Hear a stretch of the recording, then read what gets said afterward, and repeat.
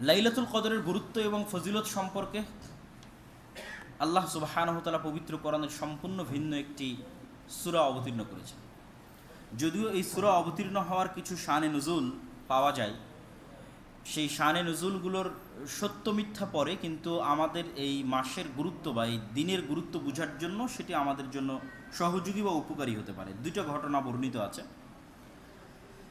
একটি হচ্ছে, একদা রাসূলুল্লাহ সাল্লাল্লাহু আলাইহি ওয়াসাল্লাম যাকার রাজুলাম মিন বনি ইসরাঈল, বনি ইসরাঈলের একজন ব্যক্তির বর্ণনা রাসূল সাল্লাল্লাহু আলাইহি ওয়াসাল্লাম দিলেন, যে ব্যক্তি আল্লাহর রাস্তায় যুদ্ধ করেছে 1000 মাস। ফাআজিবাল মুসলিমুনা মিন যালিক, তো মুসলমানেরা এই কথা শুনে খুব আশ্চর্য হয়ে গেল। এটা একটা ঘটনা। আর আরেকটা ঘটনা হচ্ছে, একদিন রাসূলুল্লাহ সাল্লাল্লাহু আলাইহি ওয়াসাল্লাম বনি ইসরাঈলের 4 জন নবীর বর্ণনা দিলেন, আইয়ুব, জাকারিয়া, ইউশা বিন নুন এবং আরেকজন। এই 4 জন নবীর বর্ণনা দিয়ে বললেন যে এই 4 জন প্রায় 80 বছর আল্লাহ সুবহানাহু ওয়া তাআলার এমনভাবে ইবাদত করেছে যে সেখানে কোনো গুনাহ শামিল ছিল না, সেখানে কোনো গুনাহ ছিল না। তো এই ঘটনা শুনেও মুসলিম উম্মাহ বা উম্মতে মুহাম্মাদি বা সাহাবী যারা ছিল তারা অত্যন্ত আশ্চর্য হলেন এবং তারা ভাবতে লাগলেন যে আমরা এরকম আমল কিভাবে করতে পারি, এই উম্মতের বয়স তো অনেক অল্প।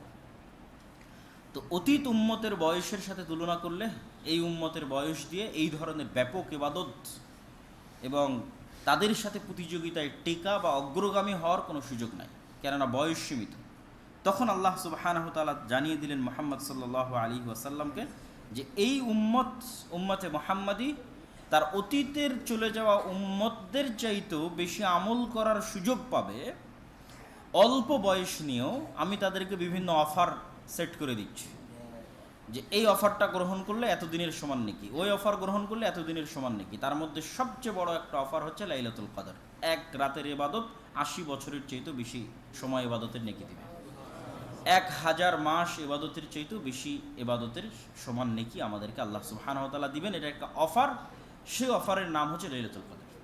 আল্লাহ সুবহানাহু ওয়া তাআলা কোরআন মাজিদে বলেন, ইন্না আনজালনাহু ফি লাইলাতিল কদর, নিশ্চয় আমি এই পবিত্র কোরআন অবতীর্ণ করেছি লাইলাতুল কদরের রাতে। পবিত্র কোরআনের আরেক আয়াতে আল্লাহ সুবহানাহু ওয়া তাআলা বলেন, ইন্না আনজালনাহু ফি লাইলাতিন মুবারাকা, আমি এই পবিত্র কোরআন অবতীর্ণ করেছি বরকতময় রাতে। তথা ওই আয়াত এবং এই আয়াত, 2 আয়াত মিলালে এটি স্পষ্ট যে লাইলাতুল কদরের রাত বরকতময় রাত।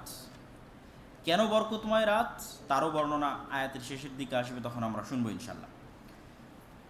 ওয়ামা আদরাকা মা লাইলাতুল কদর, হে নবী আপনি কি জানেন লাইলাতুল কদর কি?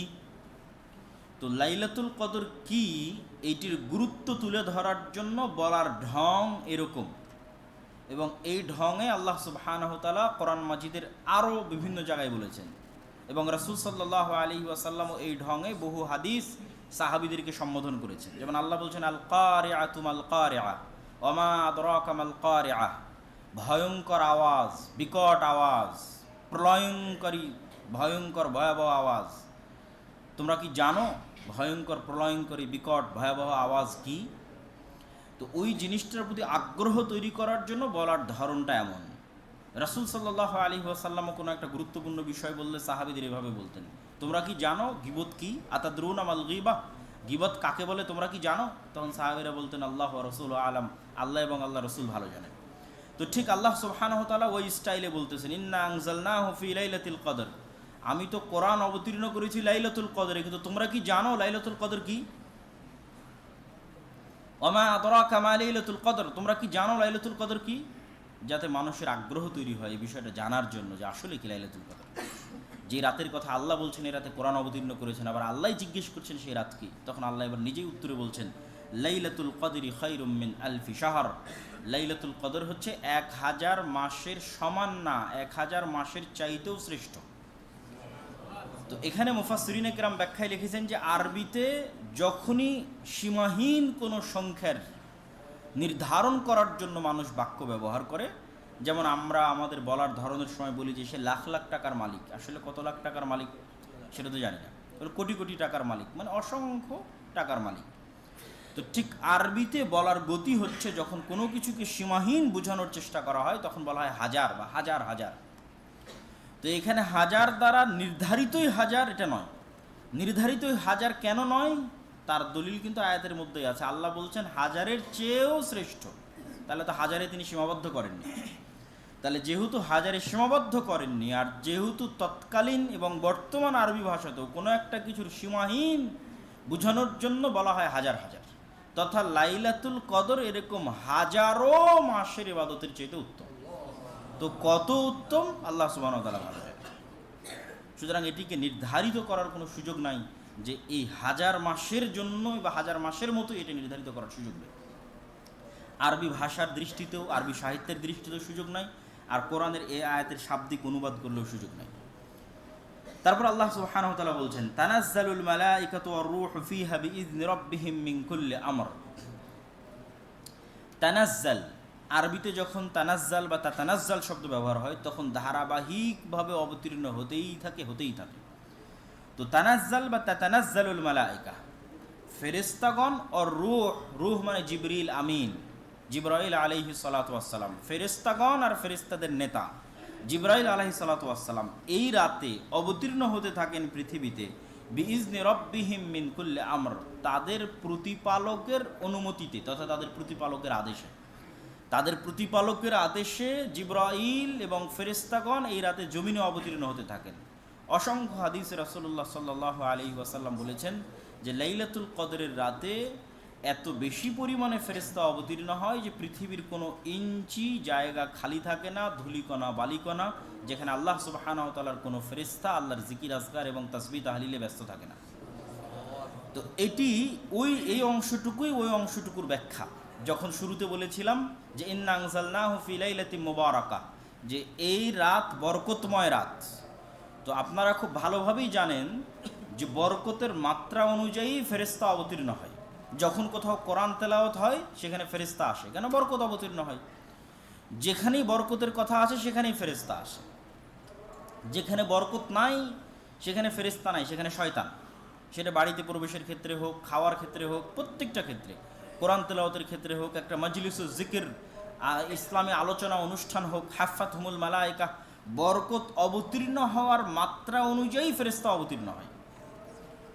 তথা বরকতের মাত্রা কম, ফেরেশতার সংখ্যা কম, বরকতের মাত্রা বেশি, ফেরেশতার সংখ্যা বেশি, ঝাঁক ধরে ফেরেশতা আসে। তো লাইলাতুল কদর কি পরিমাণ বরকতময় হতে পারে, লাইলাতুল কদরের বরকত কতটা সীমাহীন এবং কতটা অগণিত অসংখ্য হতে পারে যে এত বেশি পরিমাণে ফেরেশতা অবতীর্ণ হয় বরকত নিয়ে, বরকতের সাথে, যে পৃথিবীতে একটা ইঞ্চি জায়গা খালি থাকে না যেখানে ফেরেশতা থাকে না। তাহলে এত বেশি সংখ্যক ফেরেশতা অবতীর্ণের সাথে কানেকশন হচ্ছে বরকতের। তাতানাজ্জালুল মালায়েকাতু ওয়ার রূহ, জিবরাইল আমিন নিজে অবতীর্ণ হয় এবং কোটি কোটি অগণিত ফেরেশতা অবতীর্ণ হয়, এবং পৃথিবীর 1 ইঞ্চি জায়গা খালি থাকে না ফেরেশতা থেকে, মানে ওই রাতে এত বেশি পরিমাণে বরকত অবতীর্ণ হয়। সালামুন হিয়া হাত্তা মাতলাইল ফাজর, এই বরকত অব্যাহত থাকে সূর্যোদয় পর্যন্ত, ফজরের আজান পর্যন্ত, ফজর পর্যন্ত এই বরকত অবতীর্ণ অব্যাহত থাকে। সম্মানিত উপস্থিতি, এই আমরা একটি সূরার অনুবাদ করলাম হালকা সংক্ষিপ্ত ব্যাখ্যা সহ, যে সূরাটা মূলত লাইলাতুল কদর কেন্দ্রিক একটি সূরা। লাইলাতুল কদর সম্পর্কে রাসূলুল্লাহ সাল্লাল্লাহু আলাইহি ওয়াসাল্লাম এবং তার সাহাবী তারা কেমন কি ইবাদত করতেন এবং কি ফজিলত বর্ণনা করেছেন সে বিষয়ে আমরা দু একটি হাদিস দেখি। আন আয়েশা উম্মুল মুমিনিন রাদিয়াল্লাহু তাআলা আনহা আন্নাহা ক্বালাত, আয়েশা রাদিয়াল্লাহু তাআলা আনহা থেকে বর্ণিত তিনি বলেন, কানান নবী সাল্লাল্লাহু আলাইহি ওয়াসাল্লাম ইযা দাখালাল আশরু শাদ্দা মিযজারা, যখন রমজানের শেষ 10 দিন প্রবেশ করত আল্লাহর নবী তার লুঙ্গি বেঁধে নিতেন বা গামছা বেঁধে নিতেন। আমরা যদি গ্রামের ভাষায় বলি যে গ্রামে যখন কোনো শক্ত কাজ করার জন্য মানুষ যায় তখন আমরা আমাদের আঞ্চলিক ভাষায় বলি লেংটি মারা বা নেংটি মারা বা কাঁচা মারা, তথা একটা ভারী জিনিস উত্তোলন করতে যাবে, ভারী জিনিস কাটতে যাবে, তো লুঙ্গি পরিহিত অবস্থায় থাকলে লুঙ্গিতে কাঁচা মারে। অথবা বাড়ির মা এবং বোনেরা এবং ভাবিরা যখন কাজ করে তখন ওড়না কোমরের সাথে পেঁচিয়ে নেয়, শাড়ির আঁচল কোমরের সাথে পেঁচিয়ে নেয়। তথা শক্তিশালী কোনো কাজ করার আগের যুগ থেকেই এটা একটা গতি যে কাপড়কে গুটিয়ে নিয়ে শরীরের সাথে বাঁধা হয় ভালো ভারী কোনো কিছু করার জন্য। তো ওইটাকেই উদাহরণ হিসেবে, রূপক হিসেবে আয়েশা রাদিয়াল্লাহু তাআলা আনহা তুলে ধরছেন যে আল্লাহর নবীর শেষ 10 দিন আসলে আল্লাহর নবীর প্রস্তুতির ধরনটা এমন হতো যে বিশাল কোনো কাজের জন্য মানুষ যেমন কাঁচা মারে অথবা আঁচল কোমরের সাথে বেঁধে নেয়, গামছা কোমরের সাথে বেঁধে নেয়, ঠিক সেরকম ভয়াবহ ভয়ঙ্কর কঠিন প্রস্তুতি রাসূলুল্লাহ সাল্লাল্লাহু আলাইহি ওয়াসাল্লাম নিতেন যখন রমাদানের শেষ 10 দিন প্রবেশ করতেন। ওয়া আহইয়া লাইলাহু ওয়া আইকাদা আহলাহু, নিজে শেষ 10 দিনের রাত 10 রাতের রাত জাগতেন, ওয়া আইকাদা আহলাহু, পরিবারকে জাগাতেন। শুধু নিজে জেগে ক্ষান্ত হতেন না, আইকাজা, জাগাতেন আহলাহু, তার পরিবারকে। আয়েশা রাদিয়াল্লাহু তাআলা থেকে বর্ণিত, তিনি আরো বলেন, কানা রাসূলুল্লাহ সাল্লাল্লাহু আলাইহি ওয়াসাল্লাম ইয়াজতাহিদু ফিল আশরিল আওয়াখির মা লা ইয়াজতাহিদু ফি গায়রিহি। রাসূল সাল্লাল্লাহু আলাইহি ওয়াসাল্লাম শেষ 10 দিনে যা পরিশ্রম করতেন রমজানের আর বাকি 20 দিনে সেই রকম পরিশ্রম করতেন না। এবং স্বয়ং রাসূলুল্লাহ সাল্লাল্লাহু আলাইহি ওয়াসাল্লাম তিনি বলেন যে লাইলাতুন খায়রুম মিন আলফি শাহর মান হুরিমা খায়রাহা ফাকাদ হুরিমা কুল্লাহ। যে ব্যক্তি লাইলাতুল কদরের কল্যাণ থেকে বঞ্চিত হয়ে গেল সে যেন রমাজান এবং পৃথিবীর সকল কল্যাণ থেকে বঞ্চিত হয়ে গেল।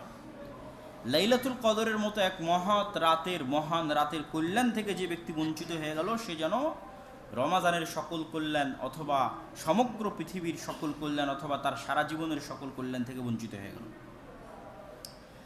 আরেকটি হাদিস তো আমরা সকলেই জানি যে রাসূলুল্লাহ সাল্লাল্লাহু আলাইহি ওয়াসাল্লাম বলেছেন, মান ইয়াকুম লাইলাতাল কদরি ঈমানান ওয়া ইহতিসাবান গুফিরা লাহু মা তাকাদ্দামা মিন যামবি। কেউ যদি ঈমানের সাথে নেকির আশায় তথা গুনাহবিহীন অবস্থায় নেকির আশায় লাইলাতুল কদর পেয়ে যায়, লাইলাতুল কদরের রাতে ইবাদত করার সুযোগ পেয়ে যায় তথা লাইলাতুল কদর খুঁজতেছে এবং তার ভাগ্যের সাথে লাইলাতুল কদর মিলে গেছে এবং তার পক্ষে সক্ষম হয়েছে, সম্ভব হয়েছে যে সে লাইলাতুল কদরের রাতে ইবাদত করবে আল্লাহর সন্তুষ্টির জন্য, গুনাহবিহীন অবস্থায় নেকির আশায় লাইলাতুল কদরের রাতে ইবাদত করবে, এই সুযোগ যে ব্যক্তি পেয়ে গেছে তার অতীতের সকল গুনাহ আল্লাহ ক্ষমা করে দেবেন। লাইলাতুল কদরের রাতের জাগার এটি একটি বড় সুযোগ এবং সুবিধা। লাইলাতুল কদর কখন হয়? রাসূলুল্লাহ সাল্লাল্লাহু আলাইহি ওয়াসাল্লামের এই মর্মে অসংখ্য এবং বিভিন্ন বিবরণ রয়েছে, যেই বিবরণগুলোর অসংখ্য হাদিস এই মর্মে পাবেন।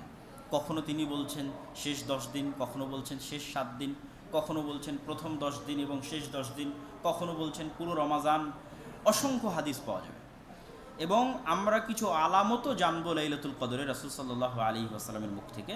তবে বেশিরভাগ হাদিস এবং বেশিরভাগ সহিহ হাদিস বুখারী মুসলিম সহ অন্যান্য গ্রন্থে যদি আমরা সকল হাদিসকে একত্রিত করি তাহলে বেশিরভাগ হাদিস এই মর্মে অবতীর্ণ হয়েছে বা এই মর্মে বর্ণিত হয়েছে যে রমাজানের শেষ দশকে লাইলাতুল কদর এবং শেষ দশকের বিজোড় রাতে, শেষ দশকে এবং শেষ দশকের বিজোড় রাতে। শেষ দশকের কথাটা ব্যাপকভাবে এসেছে আর তার মধ্যেও কিছু কিছু ক্ষেত্রে এসেছে শেষ দশকের বিজোড় রাতে। তা আমরা এর মধ্যে থেকে দুই একটি হাদিস আপনাদের সামনে তুলে ধরব। আবু সাঈদ আল খুদরি রাদিয়াল্লাহু তাআলা আনহু থেকে বর্ণিত, তিনি বলেন, আন্না রাসূলুল্লাহ সাল্লাল্লাহু আলাইহি ওয়াসাল্লাম ইতাকাফা আল-আশর আল-আউয়াল মিন রমাদান। আল্লাহর নবী রমাজানের শুরু থেকেই ইতিকাফ করা শুরু করলেন এবং লাইলাতুল কদর অনুসন্ধান করা শুরু করলেন। তো তিনি রমাজানের প্রথম 10 দিন ইতিকাফ করলেন, তারপরে রমাজানের মধ্যের 10 দিন ইতিকাফ করলেন, তারপরে শেষ 10 দিন ইতিকাফ করবেন। এরকম সময় রাসূল সাল্লাল্লাহু আলাইহি ওয়াসাল্লাম সাহাবীদের ডেকে বলছেন, ইন্নী ইতাকাফতুল আশর আল আউয়াল আলতামিসু হাদিহিল লাইলা সুম্মা ইতাকাফতুল আশর আল আওসাত সুম্মা উতিতু ফাকিলা লাহা ইন্নাহা ফিল আশরিল আওয়াখির। যে আমি রমাজানের প্রথম 10 দিন ইতিকাফ করে লাইলাতুল কদর অনুসন্ধান করেছি, রমাজানের মধ্যের 10 দিন অনুসন্ধান করে লাইলাতুল কদর অনুসন্ধান করে রাত্রি জাগরণ করেছি এবং ইতিকাফ করেছি। আমার মনে হচ্ছে যে লাইলাতুল কদর ইন্নাহা ফিল আশরিল আওয়াখির, রমাজান মাসের শেষ 10 দিন। ফামান আহাব্বা মিনকুম ইয়াতাকিফ ফালিয়াতাকিফ। সুতরাং যারা ইতিকাফ করতে চায় তারা যেন রমজানের শেষ 10 দিনে ইতিকাফ করে, যারা ইতিকাফ করতে চায় তারা যেন রমজানের শেষ 10 দিন ইতিকাফ করে। এবং তিনি আরো বলছেন, ওয়া ইন্নী আসজুদু সাবিহাতাহা ফি তিনিন ওয়া মাইন।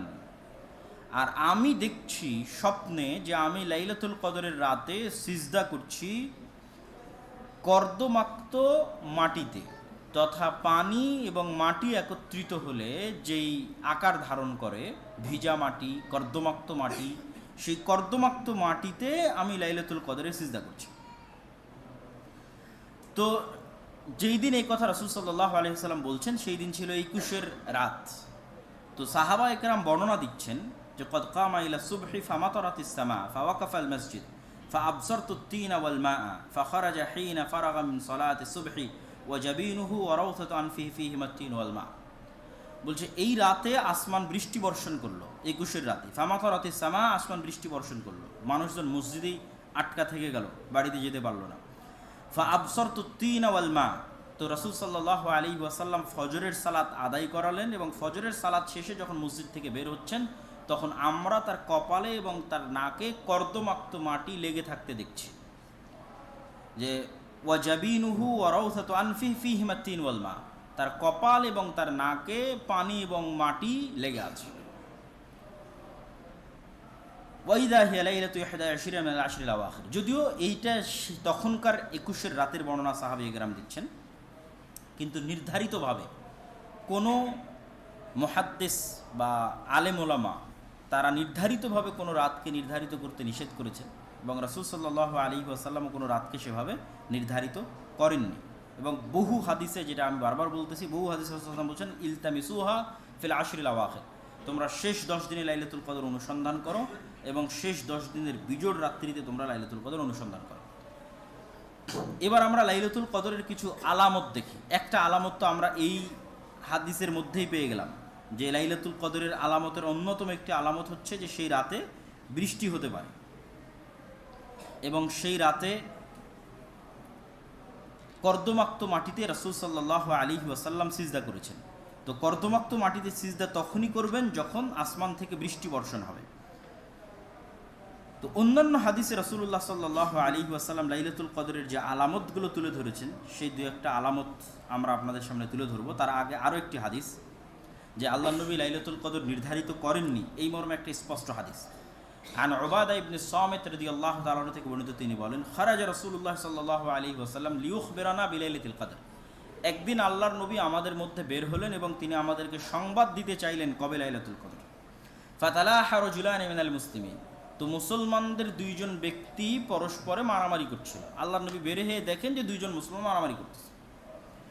তখন রাসূল সাল্লাল্লাহু আলাইহি ওয়াসাল্লাম তাদের মারামারি মিটিয়ে দিতে গিয়ে তিনি বলছেন খারাজতু লিউখবিরাকুম বিলাইলাতিল কদর, আসলে আমি তো বের হয়েছিলাম বাড়ি থেকে তোমাদেরকে লাইলাতুল কদর কবে সে বিষয়ে স্পষ্ট তোমাদেরকে সংবাদ দেব। ফাতালাহা ফুলান ও ফুলান, কিন্তু বের হয়ে দেখি যে এই দুইজন ব্যক্তি মারামারি করতেছে। ফারুফে, তো লাইলাতুল কদর কবে এই জ্ঞানটা আমার থেকে উঠিয়ে নেওয়া হয়েছে। ওয়া আসা আন ইয়াকুনা খায়রান লাকুম, আর আমি আশা করছি যে লাইলাতুল কদর কবে এই জ্ঞানটা আমার থেকে উঠিয়ে নেওয়া তোমাদের জন্য কল্যাণকর। ফালতামিসুহা ফিত তাসিআহ ওয়াস সাবিআহ ওয়াল খামিসা, তোমরা শেষ 10 দিনের পঞ্চম, সপ্তম, নবম এইভাবে বিজোড়গুলো রাসূল সাল্লাল্লাহু আলাইহি ওয়াসাল্লাম উল্লেখ করতে থাকলেন।